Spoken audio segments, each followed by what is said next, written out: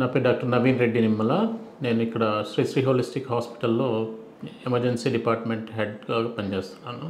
Stroke లేదా పక్షవాతం దీన్ని కనుక్కోవడం అనేది చాలా ఇంపార్టెంట్. ఎందుకంటే మనకు టైం డ్యూరేషన్ అనేది ఉంటుంది. అంతలోపే మనం ట్రీట్మెంట్ చేసుకోలేకపోతే తర్వాత ఎన్ని లక్షలు కోట్లు పెట్టినా కానీ మనం దాన్ని రివర్స్ చేయలేం. అందుకని ఆ లక్షణాలు కనబడగానే వెంటనే హాస్పిటల్కి వెళ్ళడం అనేది ఇంపార్టెంట్. అందుకని చెప్పేసి చాలా వరల్డ్ రెనౌడ్ ఆర్గనైజేషన్స్ అన్నీ కూడా కలిసి ఒక BFAST అని చెప్పి మనకి ఒక నిమోనిక్ ఇచ్చారు. అంటే BFAST అంటే BEFAST.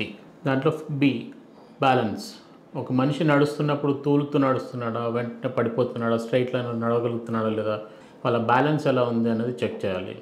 అవుట్ ఆఫ్ బ్యాలెన్స్ అవుతుంటే అది స్ట్రోక్ లేదా పక్షవాతం వచ్చే లక్షణం అయి ఉండొచ్చు.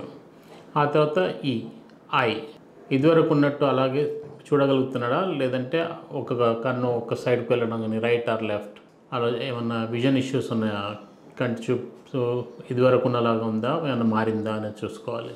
నెక్స్ట్ F దాంట్లో ఫేస్ ముఖ కవలికలు అన్నీ మారాయా, అలాగే ఉన్నాయా. కొన్నిసార్లు ఒక మూతి ఒక సైడ్కి లాగడం కానీ, లేదా నవ్వు అనేది సరిగ్గా లేదు, పళ్ళు చూపించమన్నప్పుడు మూతి ఒక సైడ్కి వెళ్ళడం కానీ, ఒక సైడ్ స్పర్శ సరిగ్గా లేకపోవడం, ఇలాంటి లక్షణాలన్నీ కూడా ఉండే అవకాశం ఉంది. సో ఇలాంటిది ఏదన్నా కానీ వెంటనే హాస్పిటల్కి రీచ్ అవ్వాలి. నెక్స్ట్ అనేది BFASTలో ఏ అంటే ఆర్మ్ డ్రిఫ్ట్. సో సేమ్ వాళ్ళని మనం ఇలా చేయి ముందుకు పెట్టమని అడగాలి. రెండు చేతులకి ఈక్వల్ బలం ఉన్నట్టయితే అలాగే ఉంటాయి, రెండు ఒకేసారి కిందికి అనే ఛాన్స్ ఉంది. కానీ ఒక చేయికి వీక్నెస్ ఉందనుకోండి, మెల్లమెల్లగా అది కిందికి అనేస్తారు. దాన్ని ఆర్మ్ డ్రిఫ్ట్ అంటుంటాము. సో ఆ టెస్ట్ అనేది కూడా చేసుకోవచ్చు. నెక్స్ట్ BFASTలో స్పీచ్.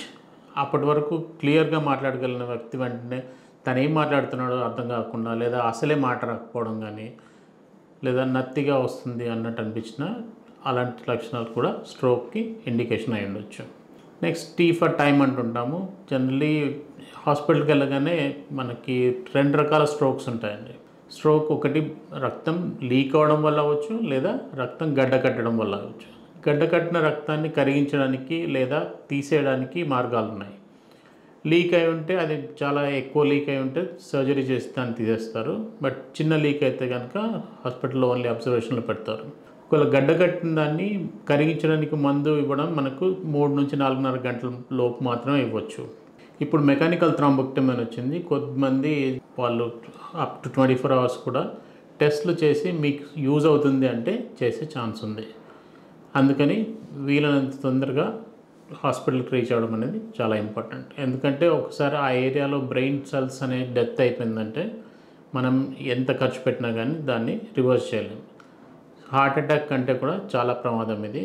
అందుకని ఈ BFAST నిమోనిక్ గుర్తుపెట్టుకోవాలి. ఎలా స్పాట్ చేయాలి, ఆ స్ట్రోక్ అనేది అందరికీ తెలిసి ఉండాలి.